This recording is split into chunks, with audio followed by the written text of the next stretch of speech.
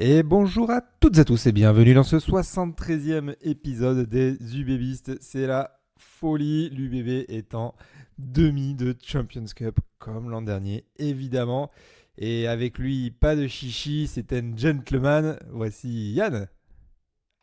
Oh putain, tu vas continuer en fait, vraiment.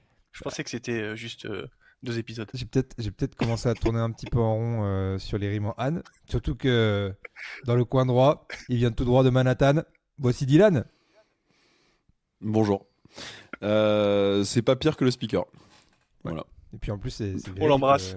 On l'embrasse, hein, mais c'est pas pire. Non, mais en plus, oui, non, vraiment, on l'embrasse, hein. J'adore, Non, hein, mais mais moi, là, moi, non. moi je me renouvelle.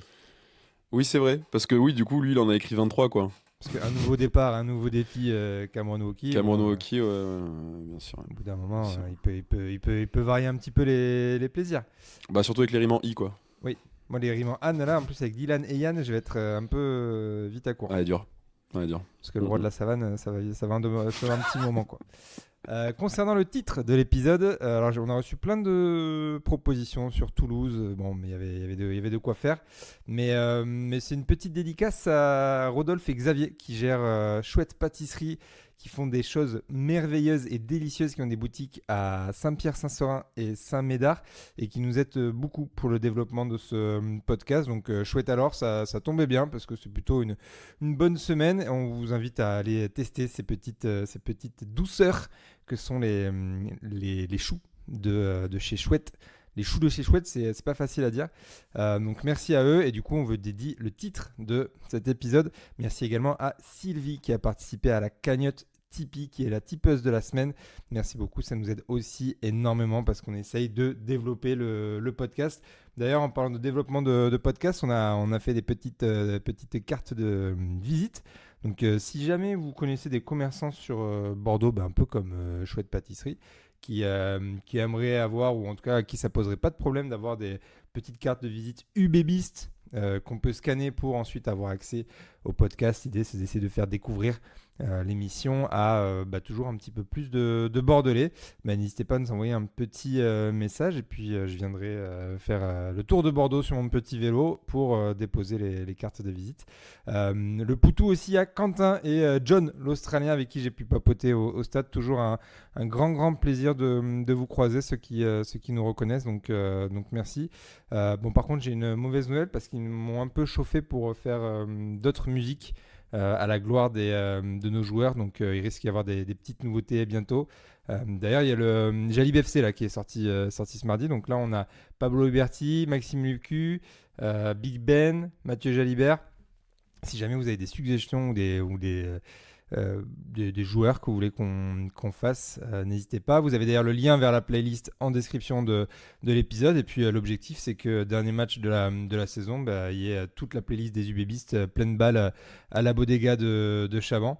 En tout cas, si le club apprécie ces petites musiques et si vous les appréciez aussi. Voilà, quoi d'autre. Petite écoute sur YouTube, n'hésite pas à t'abonner, évidemment, ça mange pas de pain et ça nous aide beaucoup pour El Famoso référencement. Voilà, je pense qu'on a fait à peu près le tour et je vous propose qu'on passe au résumé de ce quart de finale avec des tout nouveaux jingles. Et ce samedi à 16h, Chaban accueillait ce quart de finale qui opposait l'UBB au Stade Toulousain devant un public en feu et une belle délégation toulousaine, il faut le dire. Et pendant 20 minutes, c'est Toulouse qui va taper vainement contre la défense de l'UBB, qui va ensuite sortir les griffes avec Maxime Lamotte qui conclut un gros travail de notre pack yaourt nature, le fameux. Malheureusement, les renvois vont de nouveau nous coûter cher et Romain Tamac en profite pour marquer un essai de suite après. Et après, à quelques minutes de la mi-temps, un premier tournant de ce match avec le carton rouge de 20 minutes attribué à Doudou le catcheur qui vient faucher Damien Penaud. Mais ça ne va pas empêcher Teddy Thomas d'inscrire le deuxième essai au Garonnais. Score à la mi-temps 12-5 pour les visiteurs. Et au retour des vestiaires, de nouveau un renvoi gâché qui permet à Toulouse de rajouter 3 points dans la besace. Mais les débats vont ensuite rapidement tourner à l'avantage de Bordeaux-Bègles grâce à un essai inscrit par Mathieu Jalibert suite à un coup de pied dont il a le secret. 12-15 à la 45e et peu avant l'heure de jeu, l'UBB prend l'avantage suite à un essai en force de Bentamé Ifuna après que Antoine Dubon est écopé d'un carton jaune suite à un mauvais croche-patte. Et Maxime Lucu va lui envoyer un gros coup de chausson de plus de 50 mètres pour donner 7 points d'avance à l'UBB à la 63e. À la 73e, un jeu au pied de Mathieu Jalibert, encore lui, trompe Thomas Ramos. Et ça va offrir une opportunité en or à l'UBB qui va être concrétisée par Arthur Retière, encore une fois bien servi par Mathieu Jalibert, encore lui, 27-15, puis 30-15 à la 78e grâce à une nouvelle pénalité de Maxime Lucu. Victoire de l'UBB qui se qualifie en demi. Rendez-vous le dimanche 3 mai à 16h pour la réception de Basse. Ce sera au Stade Atlantique. Voilà pour le résumé du match. Je vous propose qu'on passe au point négatif. Et avant de commencer les points négatifs, un petit mot sur les Toulousains. Yann? Ouais. Mais ouais, les Toulousains qui. Bon, c'est vrai que c'était une belle bataille, hein. On a quand même assisté à un gros combat et donc il fallait deux grandes équipes pour avoir ça. Et c'est vrai que les Toulousains, la dernière finale, enfin la dernière fois qu'on les a affrontés en finale, ils avaient construit leur victoire avec ce jeu à une passe où ils essayaient de nous détruire parce qu'en fait, depuis des années, le stade, alors effectivement, c'est un beau jeu de rugby, mais en phase finale, leur premier objectif, c'est casser la gueule de l'équipe de devant. Et ils ont toujours fait ça, même contre La Rochelle qui était quand même épais devant, et ben ils avaient réussi à les contrer justement dans l'axe et dans ce paquet d'avant. Et sauf que là, en fait, ils sont tombés sur un os et du coup, eh ben, ils avaient plus trop de solutions. Donc ils ont tenté de nous déstabiliser sur ça avec ce jeu, mais finalement, on les a bien lus. Et après, ils avaient très peu de solutions. Bon, après, ils nous ont quand même imposé un gros combat, hein. Ils ont des joueurs qui sont monstrueux. Il y en a un qui a tout survolé, qui est Jack Willis, qui est vraiment quelle plaie, quoi. Et il est dans chaque ruck, il casse tout le temps les bonbons. Et on a hâte déjà d'être l'année prochaine, en fait, pour qu'il y ait les deux frères qui s'affrontent, quoi. Enfin, vraiment, c'est déjà un gros teasing pour l'année prochaine, quoi. Parce que ça va être les mêmes, ça va être énorme, quoi. Donc j'ai déjà hâte de l'année prochaine. Bon, on espère d'autres affrontements cette année contre le Stade Toulousain, ça veut dire qu'on ira loin, mais j'ai déjà hâte de l'année prochaine pour les voir les deux se chicailler, quoi. Une fois n'est pas coutume, pour parler des Toulousains, il y a il y a deux Toulousains qui normalement font pas de mauvais matchs. Il y en a un des deux qui fait un match moyen, il brille 2-3 fois, mais il fait des choix quand même hyper hasardeux, c'est Thomas Ramos,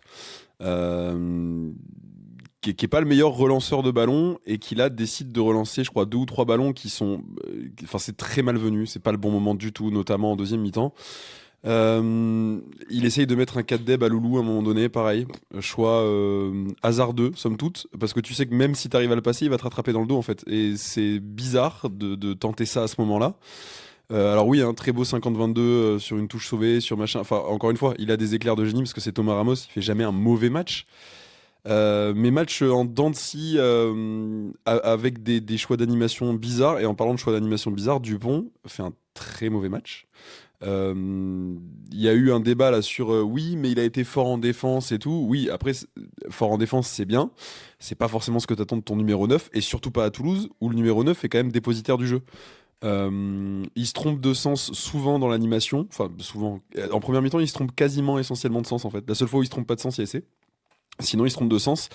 Il veut tout le temps inverser. Donc, vraiment, la course à l'inversion, comme ça, attitude de sétiste, un peu, où il veut porter le ballon au bord des rucks, ça il a toujours fait, hein, mais il veut porter le ballon au bord des rucks et inverser pour créer de l'incertitude en face. Le problème, c'est qu'il le fait, par exemple, à un moment donné où il veut inverser et il y a un 5 contre 2 en face parce que Woki sait, par exemple, qu'il va inverser, c'est après une touche, donc Woki reste dans le couloir. Il y a plein de moments comme ça dans la première mi-temps. Quand il passe les 22 ou 23 minutes là, à essayer de nous tabasser et qu'on voit pas le jour, qu'on voit pas le ballon et qu'on défend bien pour le coup. En fait, Dupont se trompe en permanence et je pense que Dupont coûte des points à son équipe à ce moment-là autant que notre défense empêche Toulouse d'en marquer. Parce qu'il y aurait eu des opportunités.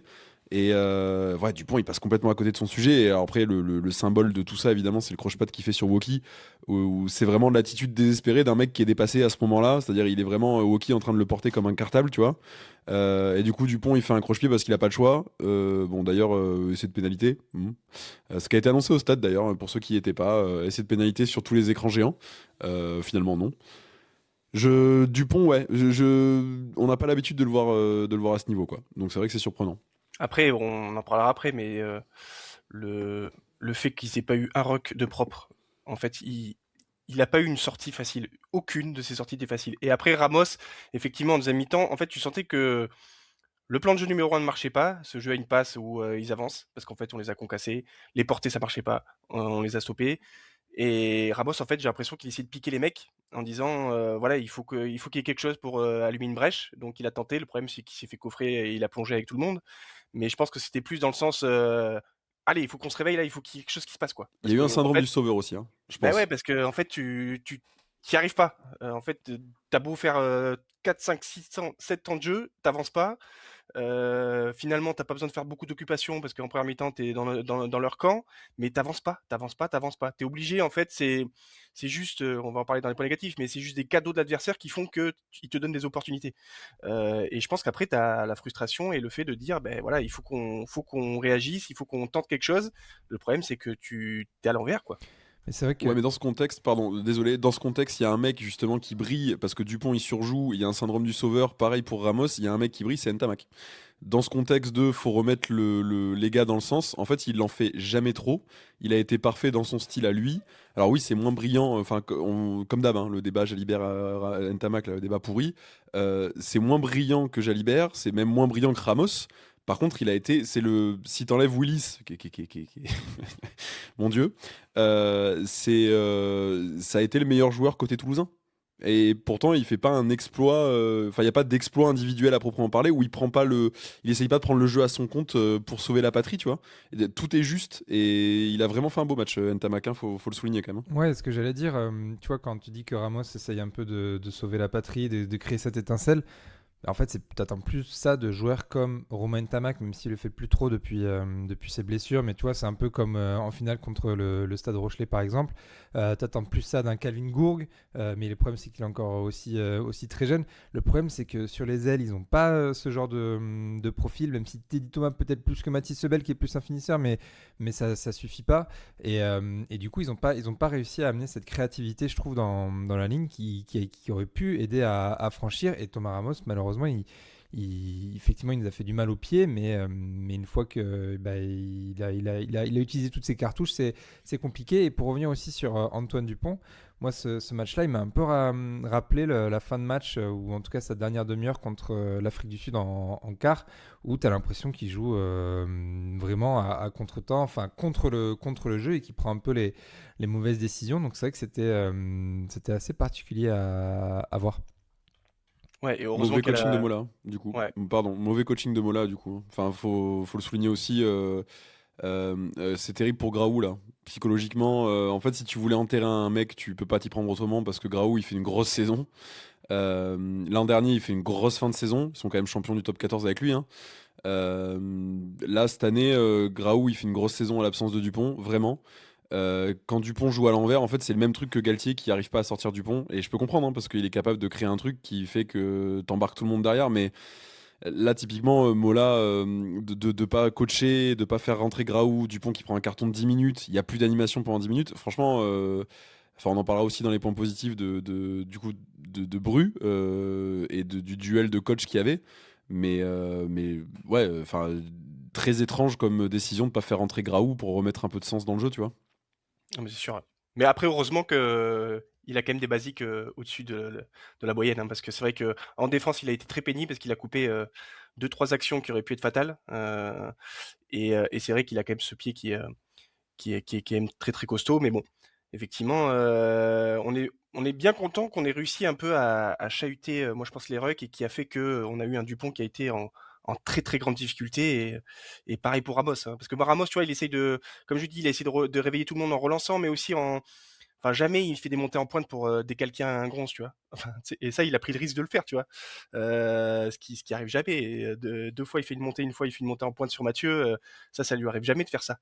Et donc tu sentais que les mecs étaient effectivement, ils étaient pas sereins parce que on leur a, on va en parler après, mais on leur a posé une opposition de très haut niveau, Et quoi. pourtant, tu vois, j'ai trouvé qu'il y avait un excès de confiance ou d'orgueil, ou peut-être que c'est le fameux boulard toulousain, mais 2 fois, ils ont des pénalités faciles, où ils peuvent mettre 2 fois 3 points en fermant les yeux. Ramos, il les passe 10 fois sur 10 sans souci.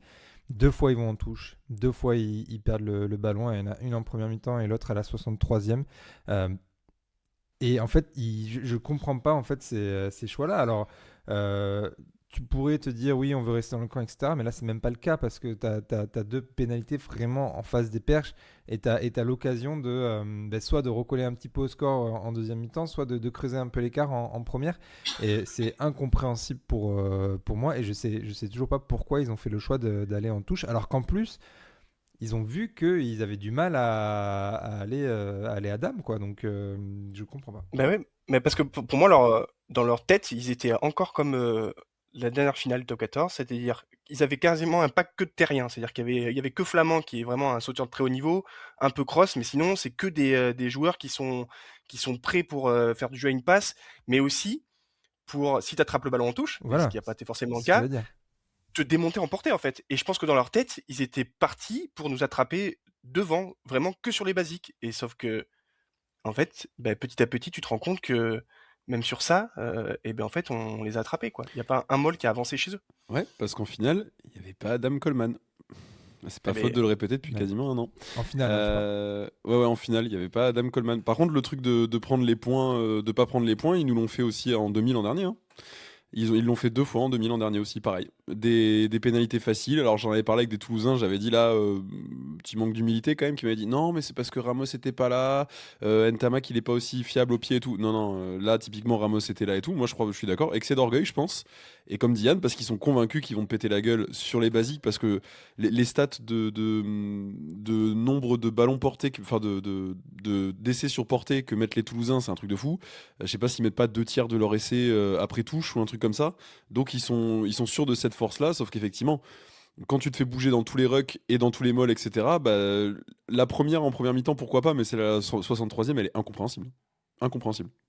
Et sinon, peut-être pour finir un petit peu sur les Toulousains, du coup, je voulais souligner quand même la délégation toulousaine, 8000 Toulousains qui ont fait du bruit dans Chaban. Alors, les Bordelais ont fait aussi beaucoup, beaucoup de bruit, mais pour le coup, vraiment, c'était très cool. Une grosse ambiance et du coup, une vraie bataille. Alors, la semaine dernière, j'ai employé le mot guerre et je me suis pris des petites remarques en commentaire, etc. Mais vraiment, c'était très cool d'avoir cette bataille aussi en tribune entre Toulousains et Bordelais.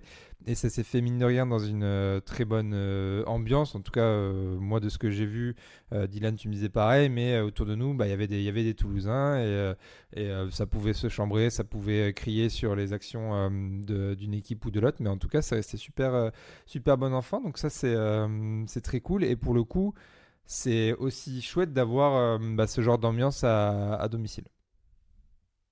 Franchement, ambiance de fou, et juste j'en profite pour rappeler à beaucoup de gens que tous les gens qui nous écoutent, que c'est les réseaux sociaux, c'est pas la vraie vie du coup, parce que le prisme vraiment des réseaux sociaux là, c'était guéguerre, tous les Toulousains, enfin ce que tu voyais en fait, l'algorithme ce qui pousse, c'est les trucs qui créent de l'engagement, donc les trucs négatifs, donc c'est oui, mais l'arbitre, oui, mais machin, oui, mais trucs. Moi, tous les Toulousains que j'ai croisés, tous les Toulousains avec qui j'ai parlé au stade après le match, et il y en avait vraiment beaucoup, tout le monde était unanime pour dire qu'on venait de voir un grand match de rugby, que Bordeaux avait mérité sa victoire et qu'il n'y avait pas d'histoire d'arbitrage ou je sais pas quoi, et que même l'arbitre avait été gentil avec Toulouse, notamment sur une action sur Doudou qui a tenté un coup d'épaule, qui a tenté de décapiter Damien Penaud, qu'il avait été gentil de lui mettre que 20 minutes. Et ça, je trouve que c'est important à souligner que bon, le prisme qu'on voit, on a l'impression que tout le monde était crié au scandale ou était révolté par ce qu'il venait de voir. Non, l'ambiance était hyper bon enfant, tout le monde était très cool. Enfin voilà, ça a passé. Juste pour finir un petit peu sur les réseaux sociaux, moi sur X en tout cas j'ai aussi souligné tu vois Greg Aki, Thibaut avec qui vient de temps en temps, qui a dit super, enfin j'ai pas le mot, mais en gros un très bon perdant en reconnaissant que l'UBB avait une équipe de légende et en nous encourageant pour aller jusqu'au bout. Chez Tonton aussi, le fameux bar de la place Saint-Pierre, ils ont fait un super post avec Maxime Lucu devant la tribune, je crois que c'est la tribune où il y a les United BB, en disant c'est une photo iconique et si on était de mauvaise foi on dirait qu'elle n'est pas iconique, mais on n'est pas de mauvaise foi.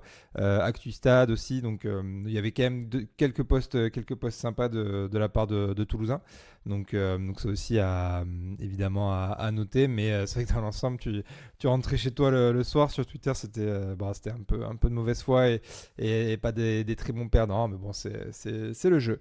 Est-ce qu'on a fait le tour sur Toulouse et est-ce qu'on se concentrerait pas un petit peu sur l'UBB?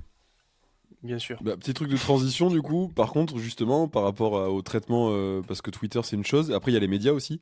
Non, Toulouse sait pas s'aborder et du coup c'est pour ça on va passer à l'UBB parce que Toulouse ne sait pas s'aborder, non, vraiment pas, non, il y a une équipe qui a gagné, il y a pas une équipe c'est pas une équipe qui a perdu, il y a une autre équipe qui a gagné. N'en déplaise à certains journalistes parisiens avec un énorme nez, voilà. Mais ça, je sais pas combien de fois il faut que je te le répète d'arrêter d'écouter le Moscato Show quand ça parle de J'ai pas rugby écouté. et de l'UBB. J'ai pas écouté. Je te dis, vous m'avez contacté, j'ai des potes qui m'ont envoyé, mec, écoute pas. Enfin, vraiment, c'est n'importe quoi. Oui, Et du coup, j'ai vu juste l'extrait, j'ai vu 1 minute, j'ai fait, oh, bon, bref, c'est terrible, c'est terrible. Effectivement. Bon, concernant l'UBB, du coup, moi, la première chose que j'ai notée, c'est les renvois, un peu comme en finale, qui ont coûté cher, au moins 10 points. Donc ça coûte quand même relativement cher sur les 15 points inscrits par Toulouse. Il y a le premier essai de Ntamak suite à notre essai, donc ça c'est vraiment impardonnable avec du coup cet en avant de Moefana sur la réception. Et il y a ensuite au retour des vestiaires, donc sur l'envoi de la deuxième mi-temps, où Moefana s'isole, encore lui, on va peut-être en reparler aussi de Yoram malheureusement, mais du coup il s'isole et grattage, pénalité, 3 points. Parce que cette fois-ci ils ont choisi de prendre les 3 points. Des fois ils les prennent, des fois ils les prennent pas, on sait pas bien pourquoi. Mais du coup les renvois toujours un petit peu galère. Alors là, il y en a 2 qui ont coûté vraiment très cher, après il y en a d'autres qui sont plutôt bien passés. Mais il faut être quasiment parfait dans ce domaine-là si on veut pouvoir créer des écarts en demi et pourquoi pas en finale. Après, là, je trouve que c'est clairement une faillite individuelle, tu vois. Pour le coup, sur Yoram, il y a zéro pression. Alors après, est-ce que c'est intelligent? Parce qu'on l'avait un peu évoqué au Loup, hein. Au Loup, on se disait, putain, c'est quoi ce placement où on fout Yoram qui récupère tous les ballons, en plus il est récupéré à une main, enfin à bras tendu, etc. en mode setiste. On s'était dit, ok, on tente un nouveau truc. Et là, on est tombé sur Yoram qui a probablement fait la pire première mi-temps de sa carrière, quoi. Et tu sentais qu'il était un peu perdu. Et effectivement, ça nous a coûté très très cher. Alors, il s'est un peu réveillé en deuxième mi-temps. Pas de chance. Le premier ballon qui touche, il attrape bien le ballon, il casse 2 plaquages, mais après il est tout seul et donc après t'as le diable de Willis qui le coffre. Mais là, tu vois, je trouve qu'on était un peu mieux placé. Alors peut-être que les renvois étaient un peu moins bien tapés, mais je trouve qu'on a plutôt pas mal géré par rapport à ce qu'on avait pu voir sur certains matchs où vraiment on sautait à côté, quoi. Là, je trouve que c'était vraiment des erreurs techniques. Parce que tu vois, quand Wookie fait les blocs sauts, Thomas met une énorme pression et pour le coup, on a réussi quand même à les sécuriser et puis après à faire des sorties de camp qui étaient plutôt pas mal, tu vois. Donc c'est vraiment, je pense, individuel. Je pense aussi à Rayassi, tu vois. À un moment, alors c'est pas un renvoi, mais c'est une sortie de camp. On récupère le ballon, il fait le plus dur en déposant Dupont. Et après, il va essayer de me rejouer un deuxième duel alors qu'il est sur son pied gauche, il a tout ouvert, il peut me dégager et qu'on inverse la pression. Et il essaye de me gagner ce deuxième duel et encore une fois, il se fait gratter, je crois que c'est encore Willis. De toute façon, il y a une chance sur 2 que ce soit Willis, hein, si je dis qu'il y a grattage. Mais voilà. Donc, tu vois, là, pour le coup, les renvois, effectivement, ça nous a coûté très cher. Mais là, je pense que, et d'ailleurs, je pense que c'est le premier au courant, hein, je pense que Yoram, il sait qu'il a fait une première mi-temps qui était affreuse. Et d'ailleurs, il s'est bien rattrapé en seconde mi-temps où il s'est même rassuré, tu vois, il faisait plus de passes, quoi. Il allait péter. Il s'est dit, il faut que je me remette de la violence et il s'est rassuré comme ça d'ailleurs. Ce que j'allais dire, deuxième mi-temps, vraiment, il a fait l'exact opposé de ce qu'il a fait en première mi-temps, c'est-à-dire il a plus du tout été dans l'animation ou en mode second 10 ou quoi, il est juste rentré dans la ligne en permanence. Et en vrai, c'est pas débile hein, quand tu loupes toutes tes passes, parce que vraiment, il y a une relance où il la met dans le dos et au-dessus de Damien. Franchement, j'ai une très mauvaise passe à droite. Mais alors là, même moi, j'étais en mode, non, celle-là, quand même, là, Yoram, t'as abusé, vraiment. Parce que celle-là, t'as juste à la jeter. T'as pas à la vriller, t'as pas à tenter. Enfin, là, vraiment, il fait une passe. Il tente une passe en suspension, alors que vraiment, il a pas besoin de la sauter. Enfin, c'était trop bizarre comme attitude. Parce qu'il loupe vraiment complètement sa passe. Et Ce qui lui ressemble pas non plus, parce que Yoram Moefana, il a des mains quand même, hein, on oublie souvent, mais Yoram Moefana, dans l'animation proche de la ligne, il est impressionnant, hein. Il passe complètement à côté de son match, ce qui est terrible, parce que moi, encore une fois, c'est un joueur que j'aime énormément, au-delà du bonhomme qui a l'air absolument délicieux. C'est un joueur que j'aime beaucoup. Encore, c'est mon poste, donc j'ai de l'admiration, j'ai des étoiles dans les yeux à chaque fois que je le vois toucher un ballon. Je me dis, putain, j'aurais jamais réussi à faire ça dans ma vie, tu vois. Mais là, ouais, il passe complètement à côté de sa mi-temps. Et d'ailleurs, c'est ce qui se passait à la pause quand tu débriefes un peu avec tes potes et tout le monde se disait, putain, Moefana est en train de nous coûter cher. Et après, effectivement, il y a le retour de la deuxième mi-temps où là, tu fais, putain, c'est pas possible. Ça, il est dans une boucle infâme. Mais par contre, moi j'ai bien aimé justement le fait qu'il soit capable, ça c'est dans un point positif, mais le fait qu'il soit capable de se reprendre en cours de match, mais un peu comme l'équipe où quand on a décidé d'inverser la pression, on l'a inversé, mais Yoram il représente un peu ça. Il a réussi à se reprendre et il a fait vraiment une bonne deuxième mi-temps, honnêtement, c'est très propre ce qu'il fait. Mais bon. Après, est-ce que c'est l'équipe qui décide de réinverser la pression ou le fait que Yoram ne fasse plus de fèves qui nous permet de rentrer dans le camp adverse? Parce qu'au final, tu regardes la première mi-temps, en fait, c'est un peu lui qui nous empêche d'aller dans le camp adverse, hein, qui nous laisse. Bah lui et un croche-patte de Ntamak aussi, mais bon, bref. Et il coûte des points, ouais, c'est ça, en fait, c'est qu'il coûte des points. Parce que autant, tu vois, je trouve que ça, c'est un point négatif, c'est qu'on a. Parce que contrairement à ce que parfois j'ai entendu, on n'a pas été hyper efficace et je pense qu'on se paye très mal sur cette première mi-temps. C'est que notre défense était incroyable, les gros ont fait un taf de fou, et un peu comme Northampton où je trouvais que les trois quarts ne se sont pas mis au diapason des gros tout de suite. On se rappelle de ces successions de mêlées où Sadi a détruit Fischetti, etc. Là, c'était que des contre-rucks, des gros plaquages, en touche, c'était pénible, on récupérait des ballons improbables. Et après, effectivement, Yoram qui fait cette passe affreuse, Louis qui rate son dribbling au départ et après qui se fait prendre un croche-patte. On a Huberti qui attrape pas le ballon sur la diagonale, alors que je pense qu'après Lebel le plaque en poursuite, mais t'as Penaud intérieur.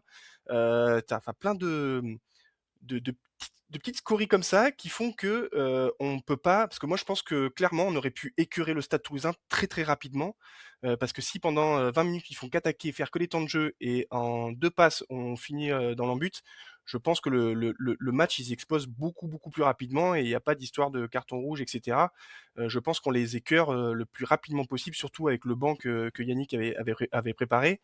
Et c'est vrai que voilà, on a un peu manqué de précision et effectivement en deuxième mi-temps, voilà, tout le monde s'est mis un peu au diapason, on a trouvé un peu cette constance, cette justesse technique, et Yoram en est le bon exemple, mais tu vois, Pablo aussi, hein, forcément, quand il est repassé au centre, à un moment on était inquiet, hein, parce qu'on va peut-être parler de Penaud, mais tu vois, Penaud qui sort sur KO, on finit avec Yoram qui était vraiment au fond du seau, et Pablo qui passe de l'aile au centre, on s'est dit, ouais, attention, quoi.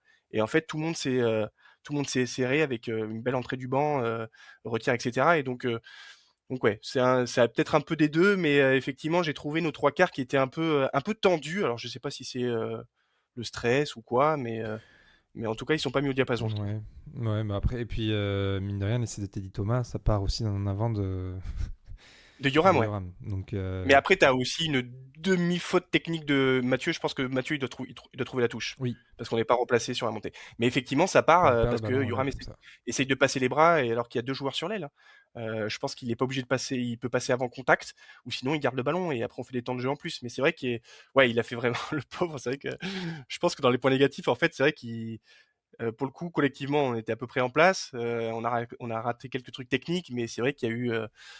C'est peut-être pris des petites nuquettes, ou en tout cas il les prendra à l'entraînement cette semaine, Yoram. Mais bon, après tout est bien qui finit bien, hein, mais et puis on n'est pas inquiet pour la suite. Il va rebondir.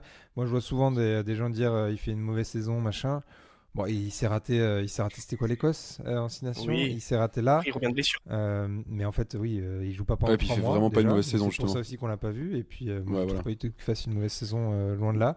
Non. D'ailleurs, mea culpa, Salessi Rayassi, c'est que, en fait, à chaque fois qu'Iram faisait une merde, et je pense que du coup, je suis un peu matrixé par Salessi, donc il faut que je change un peu de disque. C'est qu'à chaque fois, je pensais que c'était Rayassi. Et du coup, je criais. des petits noms d'oiseaux sur Salessi dans les tribunes. Et du coup, après Rayassi, il a fait des fèves aussi, hein. Sinon ce serait pas un match de Rayassi, hein. Ouais, mais on y reviendra plutôt en deuxième partie de l'analyse, je trouve. Moi je trouve qu'il a fait un très bon match. C'est vrai qu'il fait cette relance au début, il n'a pas lieu Oui. d'être là, mais après c'est à peu près la seule fait vraiment qui nous met en difficulté parce qu'après je l'ai trouvé vraiment. Ah, mais celle-là, elle est vraiment terrible, hein. Enfin, Mais moi, ça, elle est je vraiment suis désolé, je la trouve terrible parce que Yoram, il y a des erreurs individuelles Juste qui pour arrivent, tu mettre fais tomber le ballon, mais là, le contexte, c'est en gros, on récupère une touche. Salih Sirayassi reprend le ballon limite sur notre ligne d'en but, fait une diagonale pour essayer de trouver une brèche. Il la trouve pas, grattage et on prend pénalité. non, mais en fait, il la trouve la brèche. Ça qui est terrible, c'est qu'il arrive à échapper à Dupont qui est en mano à mano. Il prend l'extérieur sur Dupont.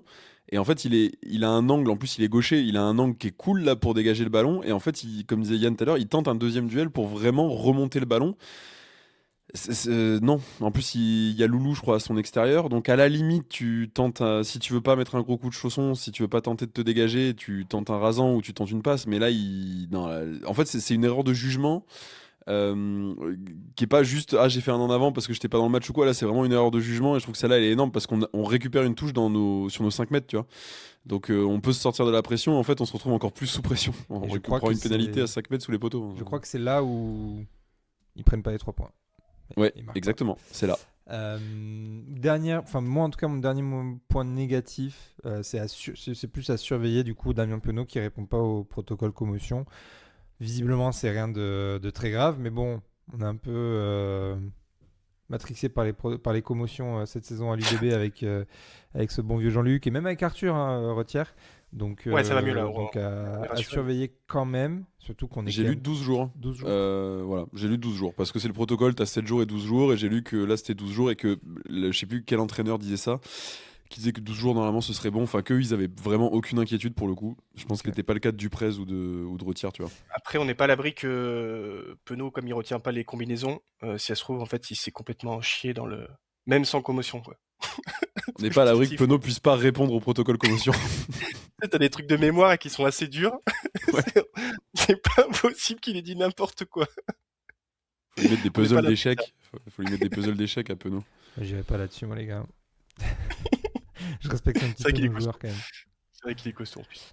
Ah oui, bah tous. Hein. Donc voilà, à suivre. Bah, en tout cas, du coup, ces 12 jours, ça nous amènerait en gros à la réception du MHR. Donc il louperait le déplacement au stade Rochelet. Et vu comment on est un peu ric-rac au centre avec du coup deux porteurs et Van Rensburg qui sont déjà out, ça va être sympa à La Rochelle. Ouais, bah On en après, reparlera bon, plus tard. pour le coup, enfin bon, je sais pas ce que tu avais fait comme équipe, mais Penaud, c'était absolument obligatoire qu'il soit au repos, tu vois, parce qu'il enchaîne depuis Toulouse. Donc là, ça commencerait à faire beaucoup jusqu'à la demi-finale. C'est vrai. C'est vrai, c'est vrai. Voilà, vous avez d'autres points négatifs? Non. Parce Il n'y a on a pas eu tant que ça, en fait. on a quand même fait une demi-heure déjà. Oui, mais c'est sur Toulouse beaucoup qu'on a fait. Après, Ouais. franchement, il n'y a pas eu beaucoup de points négatifs. Quand tu regardes le match, à part le fait qu'on se paye pas assez et que voilà. Et bah, du coup, sinon, c'était globalement un match. Enfin, globalement, c'était un match ultra positif en fait. Ultra positif. Et du coup, on va regarder tout ça dans les points positifs. Bon, et on en a parlé déjà un petit peu. Moi, mon premier point positif, c'est cette ambiance. On l'a réclamé haut et fort la semaine dernière et même tout le monde espérait que ça allait être électrique, que Chaban allait être en feu.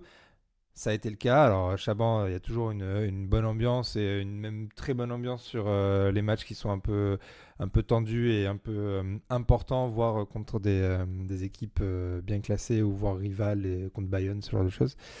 Là, ça a été vraiment de la première à la 80e, ça a été très, très chaud. Et d'ailleurs, Yannick Bru l'a souligné en conférence d'après-match. Franchement, c'était trop, trop bien de vivre ce moment. C'était génial. Et ça a détrôné, moi, la plus belle ambiance que j'avais vue à Chaban. Alors, je dis bien Chaban, je parle pas de l'Escure. Je parle pas de l'époque Girondin, parce que le foot et le rugby, c'est deux trucs différents dans les tribunes au niveau de l'ambiance. Je parle vraiment rugby. Là, j'avais vu Enfin, c'était un match de barrage contre le Racing, donc du coup, ça doit être quoi, 2021 peut-être, un truc comme ça. Où Mathieu sort un match d'ailleurs stratosphérique, où on met une sacrée raclée au Racing, et je crois que c'est la première fois où on se qualifie en demi, du coup, un truc comme ça. Ambiance extraordinaire dans le stade. Et d'ailleurs, j'en profite, j'étais avec ma maman. J'en profite pour faire un bisou à ma maman qui écoute les UBBistes. Donc, je lui fais un bisou.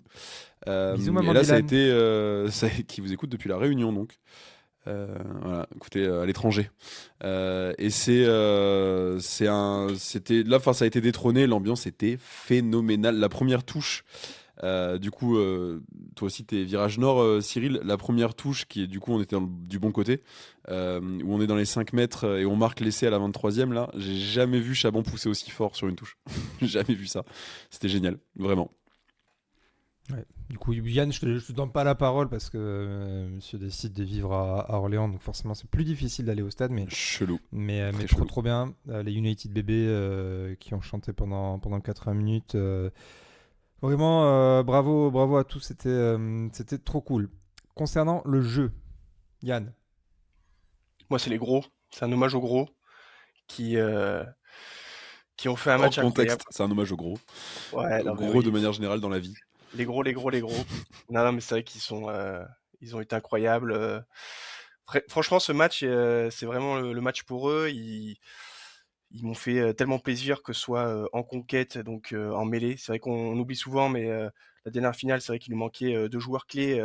Un, Coleman, on a vu son importance, que ce soit en touche, dans le combat, mais également Sadi, parce que quand tu as un Carlou Sadi qui te cale ta mêlée pendant 45 minutes, et ben ça te permet d'avoir un monstre Big Ben frais et qui rentre pour tuer et finir le travail. Donc ouais, ils ont été monstrueux, hein.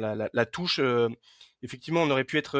Alors moi, j'étais confiant sur les lancers, forcément, parce que quand t'as des sauteurs, quand t'as Beauchaton, quand t'as Coleman, Palu, Woki, après tu peux faire entrer Matthew, même Bastien Wertheifer qui a un bloc saut en fond, il est très costaud.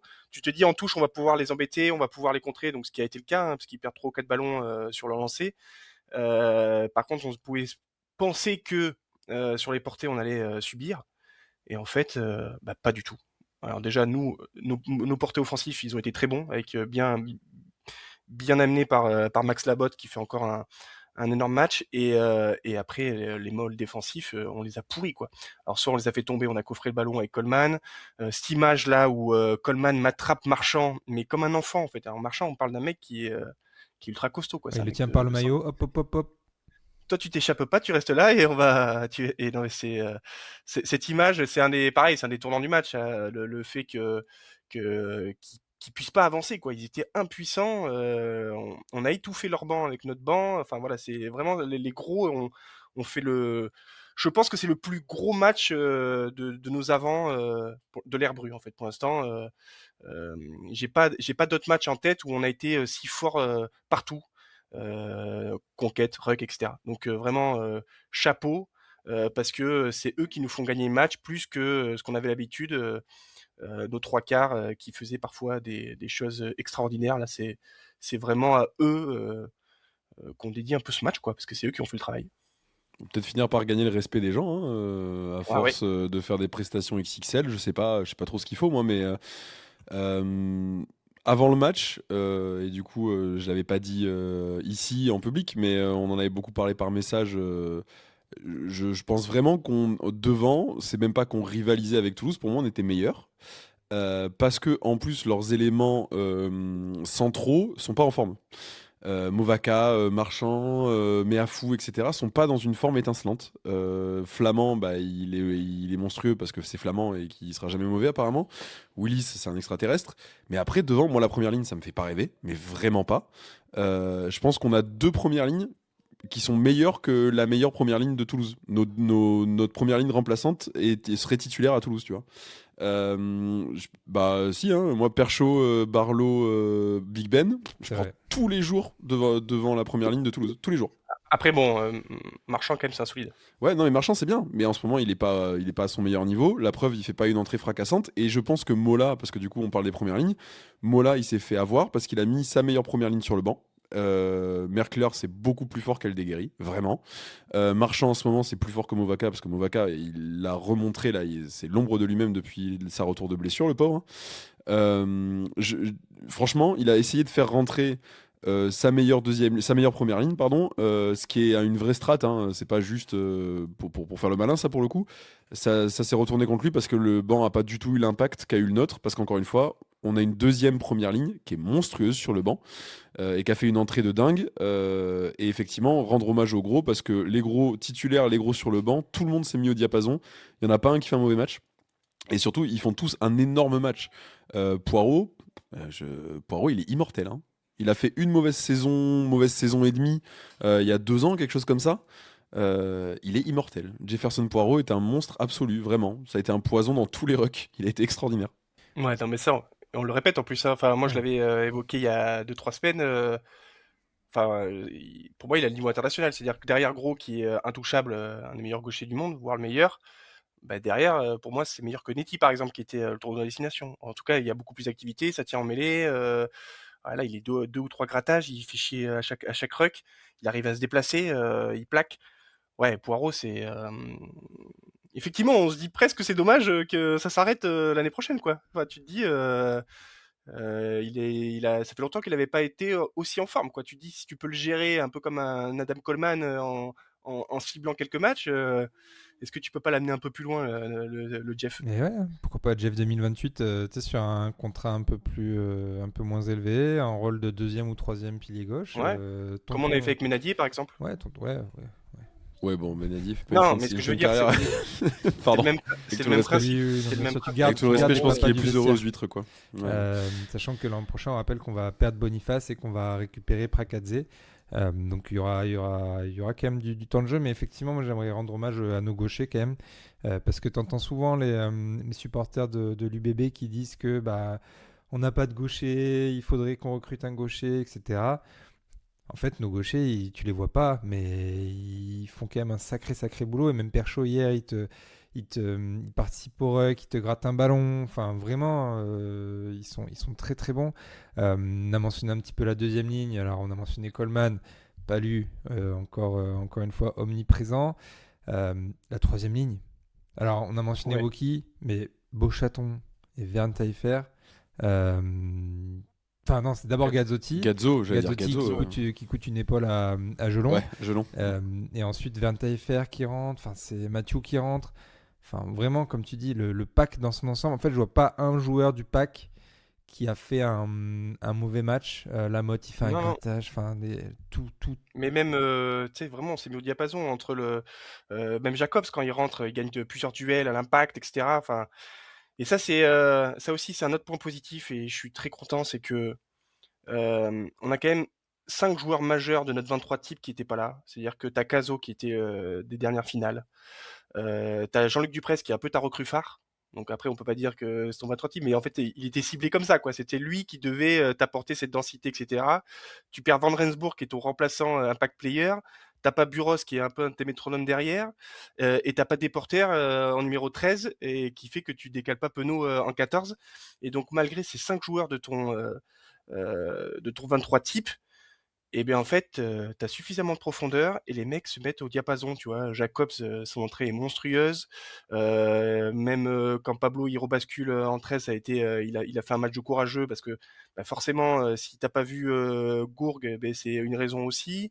T'as Rayassi qui, mine de rien, alors effectivement, il a parfois ses coups de folie, mais il est toujours aussi chiant en attaque, c'est-à-dire qu'il gagne systématiquement ses duels, il a quand même une sacrée patte gauche. Je pense que ce qu'il arrive à faire évoluer son QI rugby, ça pourrait devenir un joueur tellement fort en fait. Moi, Enfin voilà, j'aime bien ça la c'est. connexion qu'il a avec LBB quand même. Je trouve il Ouais, y a moyen de. Parce que lui, du coup, il peut faire des décalages sur un premier rideau, faire un 4 deb, etc. Passer les bras. Et passer les bras pour Louis qui, derrière, va à la course ou fait son ouais, c'est vrai. attrape à courir, comme ils disent. Ça peut faire des étincelles. Ça n'a pas forcément très bien fonctionné sur ce match-là. Mais tu sentais qu'ils se comprenaient vite et que ça pouvait déclencher très vite. Et je pense qu'il y a du potentiel sur cette connexion-là. D'ailleurs, petit hommage à Yannick Bru, parce que le scénario du match lui a donné raison, d'avoir mis Huberti à l'aile titulaire, du coup, puisque Penaud qui sort, tu décales Huberti. Parce que moi, je fais partie des gens qui avaient envie de voir Tamboué sur le match. Si on avait eu Tamboué titulaire sur le match, on serait retrouvé dans la sauce. Donc, Non, parce que si tu mets Tamboué titulaire, t'avais Huberti sur le banc. À la ah place, bah, à la place d'un Russ, tu vois. ouais, bah du coup, je comprends pas la présence de Russ sur le banc dans ce contexte-là, tu vois. Bah, Moi, enfin, moi, je suis assez persuadé. C'est vrai qu'on Toujours n'en a pas. pas reparlé après la compo, mais je suis assez persuadé que c'était en lien avec le genou de Jalibé. Bah, ouais. alors Jalib apparemment, d'ailleurs transition toute trouvée, désolé je sors des gros et tout, mais bah, Jalib du coup apparemment son genou va très bien parce que au-delà de faire un super match, il a 2-3 scories, il a 2-3 moments où il perd un peu les pédales, mais bon, Dans un match comme ça peut arriver. Enfin, il se rattrape largement sur les bons moments, on va dire ça comme ça. Son essai, c'est stratosphérique, hein, ce qu'il fait. C'est vraiment essai de patron. Mais moi, vraiment, le symbole du match et le symbole de la saison qu'est en train de faire Mathieu Jalibert, enfin de la saison et demie, hein, bientôt 2, c'est à la 73e, le 50-22 qui met dans le dos de Ramos, où il y a vraiment toute la symbolique autour de ça. C'est-à-dire Ramos, il y a un an, tout le monde te disait que ça devait être lui le titulaire en 10 en équipe de France quand Ntamak était pas là et qu'il devait passer devant Jalibert dans la hiérarchie, et il était devant Jalibert dans la hiérarchie de Galtier. Ramos qui est quand même sur la couverture du fond de terrain, c'est un monstre absolu, hein. Vraiment, là sur ce match, il sauve 2-3 coups de pied. Faut s'accrocher quand même. Mais Jalib, il lui met dans le dos le 50-22. Alors à un moment où effectivement il n'y a pas Dupont, donc le R2 et le R3 sont un peu confondus. Enfin, il est compliqué à défendre, mais il lui met dans le dos. Il nous relance et il y a un essai qui passe juste derrière sur une passe D de Jalib en plus. Mais c'est vraiment la tête de Ramos quand il a pris le 50-22 dans le dos, où il sait que le match est fini en fait. Et il sait que là il vient de se faire assassiner. Et je trouvais ça beau et je suis très content pour Mathieu. Ce moment m'a régalé pour Mathieu parce qu'il c'est qu'un moment et ça veut pas dire que ça veut rien dire sur la suite, mais je trouve que ça symbolisait ce qu'est en train de réaliser Mathieu cette saison et la saison dernière en fait. Par contre, on est d'accord que c'est n'importe quoi, ces dernières 3 minutes où il va me faire des montées en pointe pour mettre des cartouches à Flamand. Ça, ouais, il a pété un Moi, câble. j'étais moi, j'étais comme ça, je dis: «Mais casse-toi, en fait, va pas te blesser, va pas te péter l'épaule, on a gagné, en fait». Je sais pas ce qui lui est passé. Il était heureux, euphorique, Il a il trop la voulait, dalle maintenant en défense. Il a pris plaisir à aller mettre des cartouches à des mecs là. C'est magnifique. je me suis dit: «Mais non, mais c'est pareil, tire-toi de là, va te mettre en position de 15, va pas te blesser, on a besoin de toi, heu, c'est bon, tu as fait le taf, quoi». C'était D'ailleurs, juste le surprenant contre-là. que Bru fasse sortir Ayassi pour. Alors d'ailleurs, c'est passé assez inaperçu parce que c'est pas notifié dans les commentaires à la télé. Et même quand tu regardes les résumés de match, les compos, etc., on pense qu'il est pas rentré. Mais Russ rentre après la dernière pénalité de Lucu. Et il rentre pour Ayassi et pas pour Jalib. Moi, ça m'a un OK. petit peu surpris parce que je me suis dit, bon, bah, Ouais, ouais, il rentre en 15. il reste une minute. Ouais, il reste une minute. Bah, pourquoi tu fais pas sortir Jalib plutôt que Rayassi? Peut-être que Et puis pourquoi tu Rayassi fais est une rentrer alerte. Reus de manière générale, enfin, à ce moment-là du match. Encore une fois, pourquoi Reus était sur le banc? Alors oui, peut-être le genou de Jalib, mais apparemment son genou va très bien. Ou alors, je sais pas, ou alors il a pris des cachetons pour cheval, j'en sais rien. Mais là, quand même, avec le match qu'il fait, si t'as un problème au genou, tu peux pas faire 80 minutes à ce niveau-là, enfin vraiment. Donc, je sais pas. Enfin, encore une fois, c'est un mystère pour moi la présence de Reus sur le banc, mais Ouais. enfin, Yannick Bru avait quand même raison dans sa façon de faire, puisqu'il a outcoaché Mola de façon assez parfaite, tu Ouais, vois. ce que j'allais dire quand même, la feuille de match, après coup, on peut dire qu'elle était quand même très bien faite quand tu vois l'impact de Big Ben, quand tu vois l'impact de Mathieu. D'ailleurs, on en parlait la semaine dernière avec Clément et Yann. Est-ce que Mathieu va commencer ou est-ce qu'il va arriver sur une défense fatiguée? Bah, on voit que quand il arrive sur une défense fatiguée, bah, c'est quand même vraiment pas mal. Alors, peut-être que moi, j'aurais laissé. Bon, remarque, non, Gazzotti, Beauchaton, Woki, c'était quand même très solide. Donc quand tu as Verne Taillefer et Mathieu qui rentrent, ça fait des dégâts. Bon, et après, c'est pas du tout un scoop ou une nouveauté. Arthur Retière, quand il rentre, absolument phénoménal. Là, il est rentré du coup plus tôt que prévu. Mais du coup, il tient le choc hein, pendant. Il a joué plus d'une mi-temps. Enfin, il marque. Ah mais c'est fou, ouais. Enfin, il marque son Et en plus dans essai, les il est là dans tous les ouais, bons coups, il est là en défense, il gratte, enfin, il est parfait quoi. c'est ça dans les matchs comme ça où t'as vraiment beaucoup de combats, c'est vrai il est incroyable, hein, dans l'intensité qu'il met, hein. Tout, il fait tout à 200%. Alors c'est vrai que quand il faut faire des sprints et des trucs comme ça, c'est parfois, des chasses, des super grosses chasses, etc. Mais quand il faut s'énerver, qu'il faut faire des combats, c'est monstrueux. Et en plus, ce qui est bien, c'est que ça a été un des rares à pas se faire coffrer par Willis parce qu'avec ses petits appuis, il arrive toujours à refaire le pas de plus pour pas qu'il soit dans les attitudes pour gratter. Donc ça, c'est extrêmement intéressant. Il est tellement pénible et c'est Ouais. un joueur tellement précieux. Enfin, lui, c'est vraiment c'est le mec que tu coches un peu comme Big Ben dans ton impact player, dans tes remplaçants. C'est tu fais ton banc avant et tu te dis bah, il faut que j'ai mon retière parce que je sais que ce soit à l'aile en neuf, enfin il va toujours en fait être essentiel. Et il avait fait un super match en finale contre Northampton. Là il est juste incroyable parce qu'il rentre quand même très tôt suite à la blessure de Penaud. Ouais, franchement chapeau, ce mec est vraiment trop important. Je sais pas quand se finit son contrat, mais lui c'est un de ces genres de joueurs qu'il faut prolonger, quoi, parce que c'est des joueurs qui sont extrêmement importants dans un groupe. Bah, on parle de profondeur en permanence en fait, puisque c'était ça, nous, c'est qu'on avait peut-être un 15 titulaire qui pouvait rivaliser avec à peu près n'importe qui en Europe, mais qu'on n'avait pas la profondeur de banc qui nous permettait de faire une saison contre Toulouse et à l'époque le Leinster ou quoi, tu sais que tu pouvais pas jouer contre eux en Coupe d'Europe et en top 14 et machin, et que t'avais pas ce qu'il fallait. Là maintenant, non seulement on a ce qu'il faut et on est armé, mais le rugby ça se joue à 23, le rugby moderne.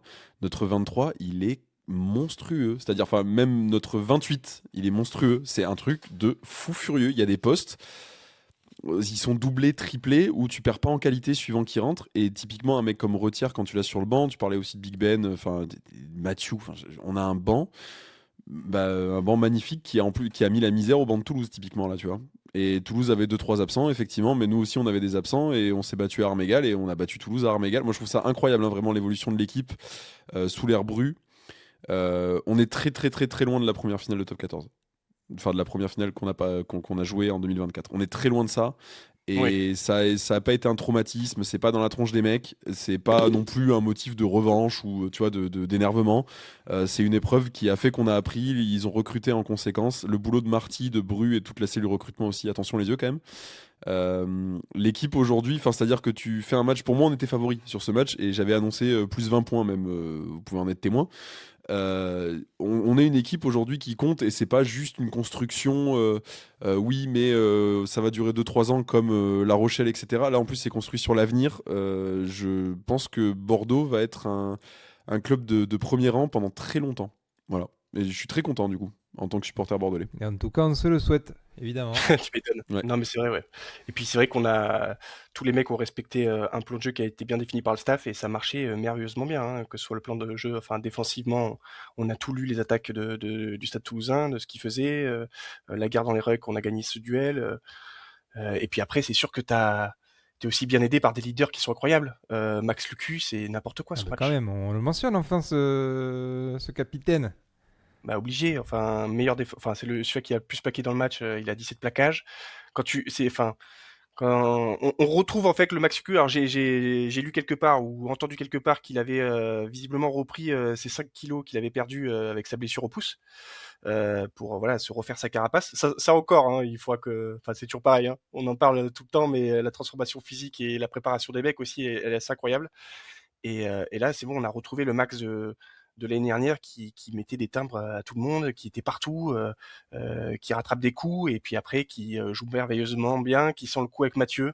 Quand Mathieu fait l'appel dans le petit côté, il sait que Mathieu il est là, il lui fait la passe dans le bon timing, les sorties de camp, le jeu au pied. Ouais, c'est quand même un sacré mec et on est vraiment content qu'il ait prolongé jusqu'en 2029. Ça c'était la bonne surprise aussi. L'attitude aussi. Tu vois, le 78e, il est déjà en train de célébrer avec le public parce que bon, ils peuvent plus revenir, tu vois. Et il est en train de célébrer avec le public pendant que l'action se déroule. Il harangue le public, il continue d'haranguer le public, comme Mathieu d'ailleurs après son 50-22. Leader, leader de terrain, leader de public, leader de vestiaire, c'est incroyable. Lucu, il y a des séquences, il met un plaquage. Il amène le mec au sol, il y a une tentative de grattage, il se relève, il plaque le mec qui repart au bord de ruck. T'es là, tu fais ah bon. 2 temps de jeu plus tard, on a gratté le ballon, il met un coup de pompe de 50 mètres. Tu dis non, mais par contre, c'est un truc de fou. Le niveau physique de Maxime Lucu, parce que numéro 9, on parle toujours d'Antoine Dupont, de mecs comme ça et tout, parce que plus physique et puis plus brillant, au sens littéral du terme, des actions qui marquent plus les esprits. Lucu, il a été parfait. De la première à la 80e minute, il a été parfait. Il a rien loupé. Rien. Il a loupé aucun coup de pied, il a loupé aucune passe, il a loupé aucune sortie de ruck, aucun plaquage. Il a été parfait. C'est quand c'est ton capitaine que c'est annoncé qu'il va prolonger jusqu'en 2029 au début pendant la compo. Franchement, je pense qu'il a bien dormi Max quand même. Il a de fatigue et de bonheur, tu vois. Parce que putain, quel bonheur d'avoir ce joueur dans nos rangs aussi quand même.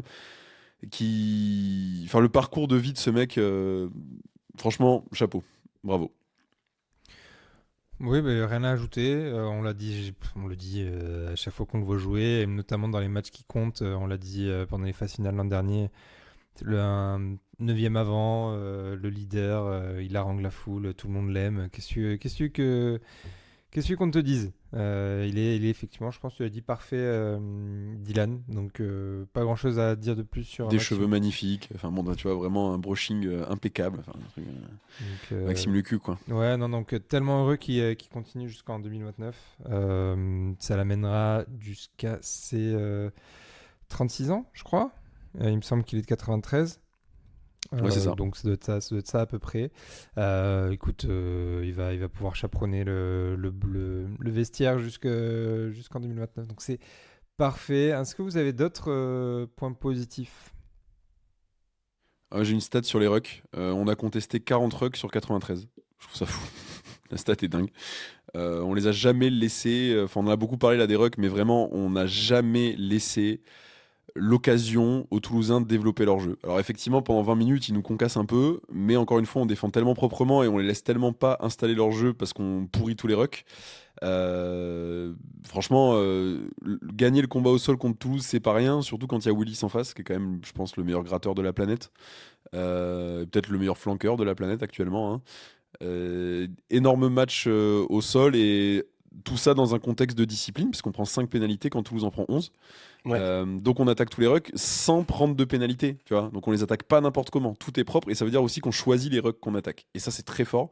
On n'a pas juste ah ben c'est bon ils sont au sol, il y a un ballon qui traîne, on tente de sauter dessus. Si tu prends que 5 pénalités, bon après c'est aussi l'arbitrage qui est plus ou moins permissif, mais ça tu testes dès les premières minutes, tu vois si l'arbitre en question il est permissif ou pas dans les rucks. S'il est permissif, bah enfin même tu le taffes dans la semaine. Bah let's go, on sait comment on va travailler les rucks. Et vraiment 5 pénalités contre 11 pour Toulouse. Toulouse qui prend un carton rouge de 20 minutes et un carton jaune en plus, preuve qu'ils étaient dépassés sur certaines séquences. Mais c'est aussi le symbole de la domination au sol de l'UBB sur ce match. Entièrement d'accord. J'ai rien à ajouter. Ben, n'ajoute rien. Un autre point positif? Ou on est bon? Bah non, c'est bon, c'est pas mal déjà. Coaching, la charnière, les gros qui ont fait un match de fou, la défense. Ouais. En fait, c'est vrai, pour le coup, ce match, il était quasi parfait, hein. Donc, et d'ailleurs, c'est pour ça que tu leur mets 30 pions. Et si tu fais une mi-temps, parce que c'était les points négatifs, si tu fais une mi-temps correcte, tu peux même en mettre plus, hein. Donc, Tiens d'ailleurs, donc on parlait de cette défense et on prend quelque chose comme un point par rentrée dans les 22 du stade toulousain. Bah, on peut quand même peut-être rendre hommage à l'entraîneur de la défense qui a pris cher sur certains matchs cette saison, Christophe Le Suc, où on voyait pas mal de gens s'interroger, etc. Voilà, il faut aussi rendre à César et puis rendre hommage quand même à. ah bah oui, non mais t'as raison, hein. C'est comme le. Non mais j'allais dans ton sens, hein, entre ça et aussi on se rappelle que il y avait certains doutes sur la mêlée, certains doutes sur les Ouais, touches, sur Sowerby, ouais, aussi, ouais.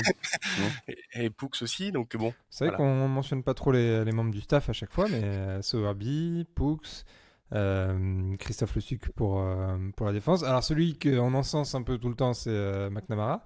Mais du coup, on peut encore l'encenser, ça, il n'y a pas de souci. Mais du coup, gros taf de toute l'équipe, quoi.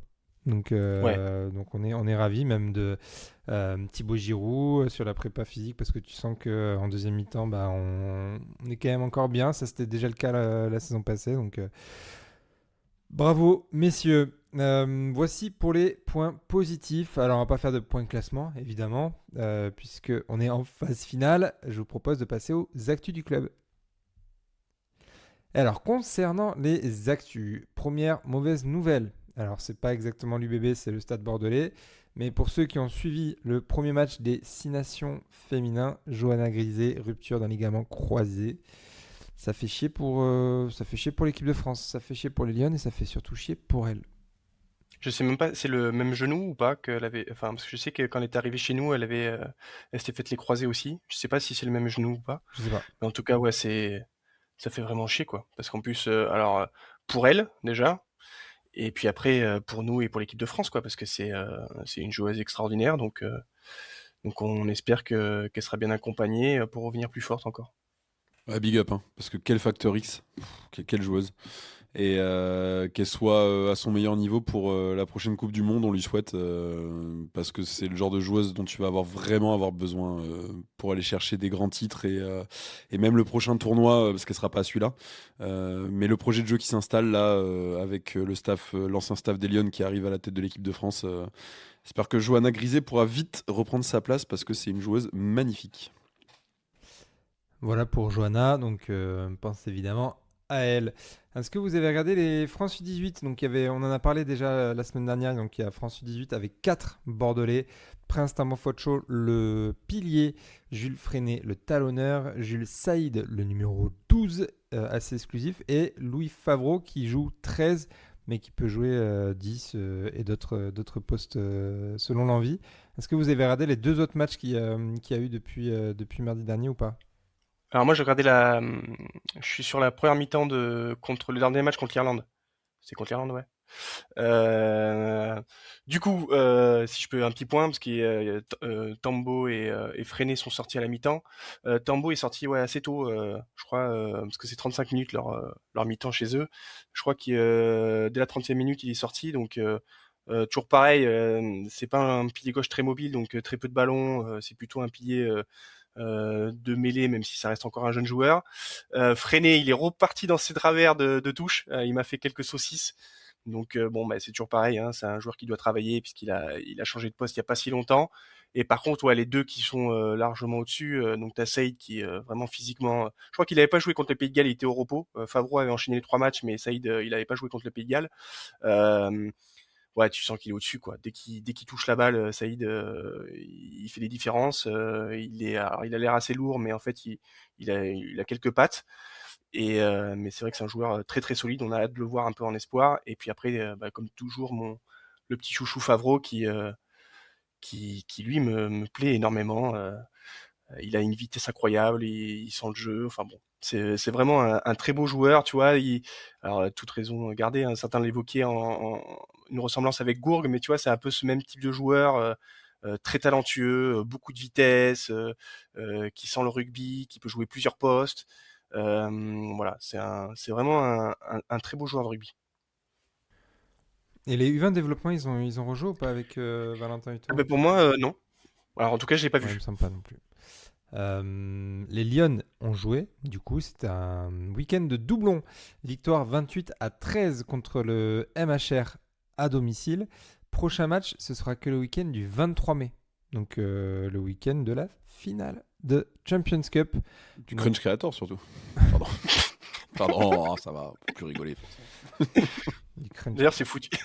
D'ailleurs, on les embrasse hein, quand même parce que du coup, vu Oui, ça que doit pas les vu les arranger. déplacements. Oui, ouais, parce qu'il y a encore une demi, mais bon, le plus gros morceau est passé factuellement. Voilà.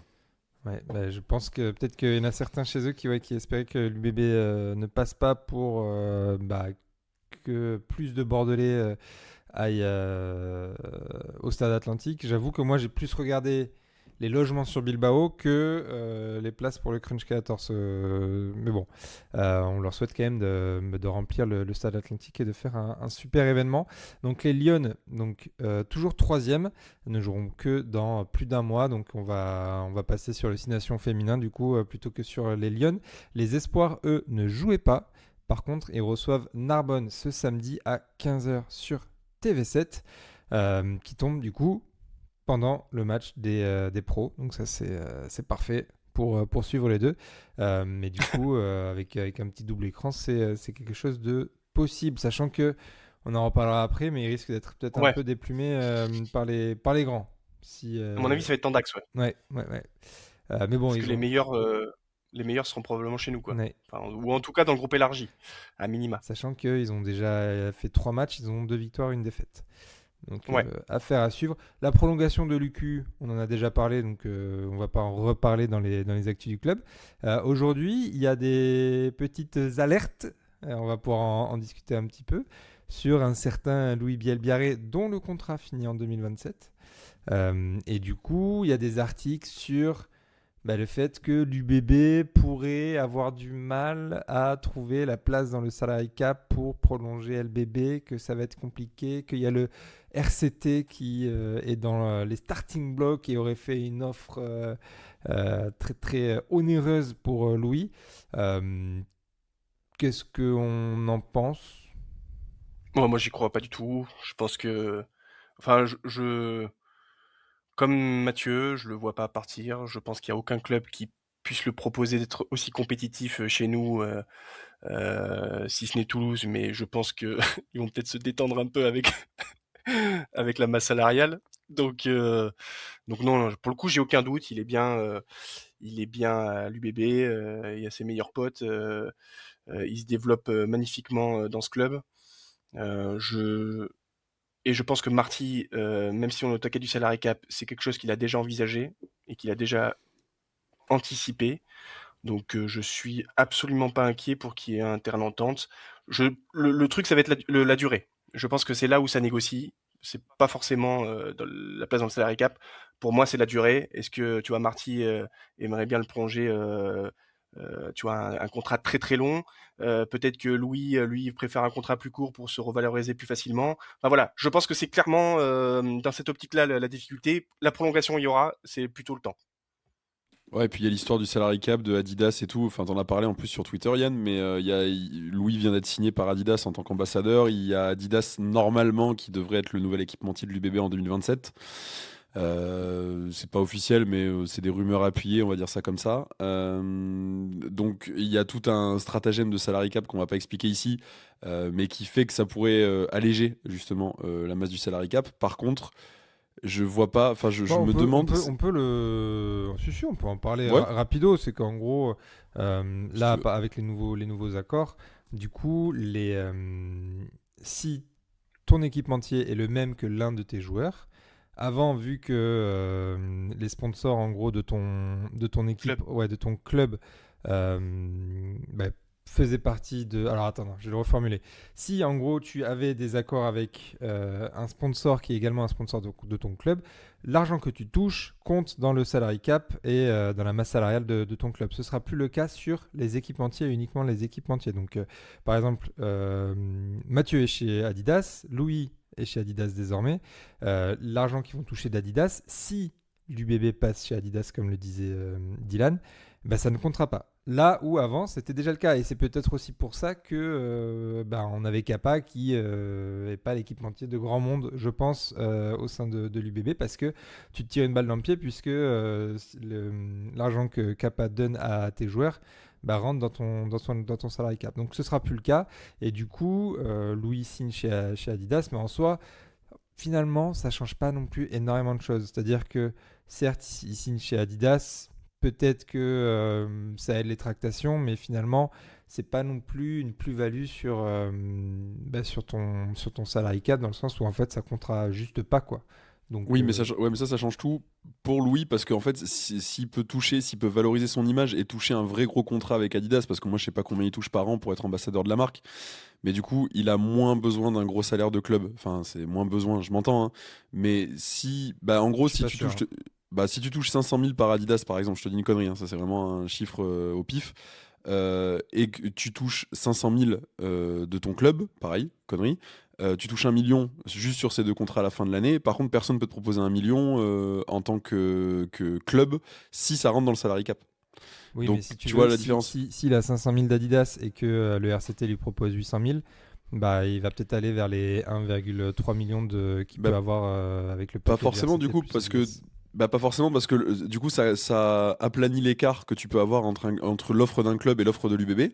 Et du coup, ce que disait Yann tout à l'heure, le RCT et compagnie, ils peuvent pas te proposer la même compétitivité, ils peuvent pas te proposer de jouer avec tes amis. Ça, je suis d'accord. Donc ça, c'est un truc qui compte aussi. Il y a pas que l'oseille, surtout dans le rugby, tu vois. Je pense pas. Enfin, si Loulou doit partir, déjà, bah, il partira pas, effectivement. Mais s'il doit partir, ce sera à l'étranger. Il partira pas en France, comme Jalib à l'époque quand il y avait des doutes sur sa prolongation. Ça aussi, qu'est-ce que c'était drôle. On entendait qu'il allait signer au Racing ou au Stade Français. Enfin, pitié, mais non, on le sait. Enfin, il a l'arche de Chaman tatoué sur la jambe. On savait très bien que Jalib allait prolonger à Bordeaux et que c'est juste effectivement, il y a des jeux d'agents, il y a aussi des Bébé, Shabam, ouh. Jaja. Numéro 10. El magot de Bègle. Il fait ses règles avec les bleus déjà dans les cieux. Monte dans le wagon. Charlie Bef si on est bon. Dans la nuit on avance dans toute la France. Charlie FC, Charlie FC, Charlie FC, Charlie FC, Charlie FC, Charlie FC, Charlie FC, Charlie FC, Charlie FC. C'est l'enfant de l'UBB, Bordeaux, Bègue à jamais.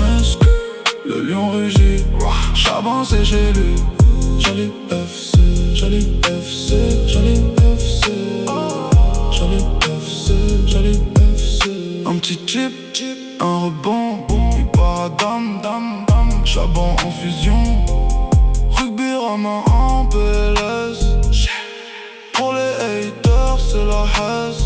C'est pas trop tard. Non, non, non, non. Viens écrire l'histoire. Monte dans le wagon. Charlie Bef si on est bon. Dans la nuit on avance dans toute la France.